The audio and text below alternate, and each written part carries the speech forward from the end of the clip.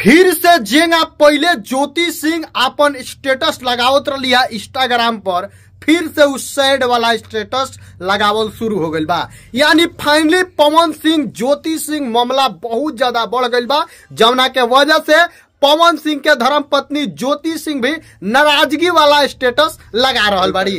राजा भैया साथ में बानी, सब बात पर चर्चा कर।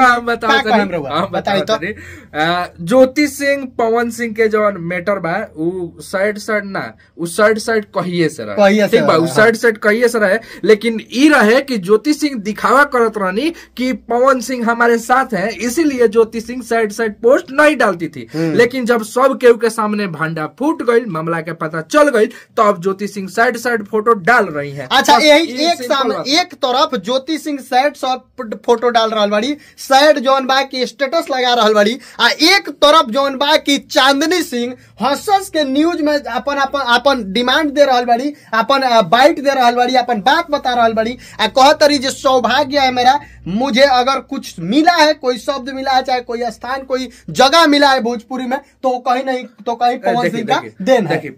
पवन सिंह सब केहू के बनैले बड़न भोजपुरी में, खोलो चाहे ज्योति सिंह होगा, चाहे दीपक सिंह होगा, चाहे जितना अमित सिंह होगा, अमित सिंह के भाई होगा, जितना माने केहू होगा पवन सिंह के साथे जितना लोग सटल बा, सब लोग तर गइल बा, सब केहू तर गइल बा। पावर स्टार पवन सिंह एगो स्टार से, एगो आदमी से इहे उम्मीद हो रहा, ठीक बा। बाकी केहू तो ऐसा बा कि उनकर पीछे वाला आवेला तो कहेला कि हई हमरा से हेंगा कहत रहे, हई हमरा से हेंगा कहत रहे। लेकिन खैर हमने के ओइ पर बात ना कर ली, हमने के बात कर ली ज्योति सिंह पवन सिंह। देखो बहुत लोग कहता है कि ज्योति सिंह और पवन सिंह के तू लोग का करलो कि बतिया के मिलवा दलो। देखिए मिलवावे वाला जोन शब्द रहला, जोन जगह रहला, उ खत्म हो गई। उहे से खत्म हो गई कि अब पावर स्टार पवन सिंह के धर्म पत्नी ज्योति सिंह के द्वारा कहल जाता है कि मतलब उ चीज अब खत्म हो गई, जावना चीज के मतलब पहले ई रहला रिक्वेस्ट रहला, एक मिलावे के होत रहला, लेकिन अब उ चीज नहीं क्या होके वाला। काहे कि पावर स्टार पवन सिंह भी कानून चुन लेले बड़े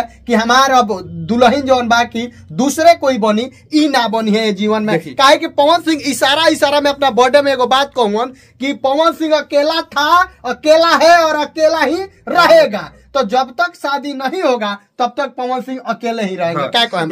एगो चीज हम लोग बता दी कि ज्योति सिंह अब पवन सिंह के साथ कहियो अइहन ना, ठीक बा।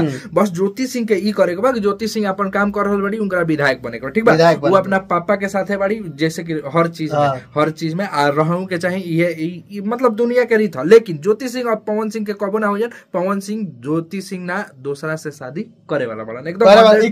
हाँ, ज्योति सिंह विधायकी के चुनाव लड़े वाला बड़ी, काराकाट से इहो कंफर्म बा। तो भाई जितना लोग वीडियो देखा था सब लोग के बता दीजिए, बहुत जल्द power star Pawan Singh update देवे वाला बड़ा, बहुत जल्द जौन बा की शादी करे वाला बड़ा।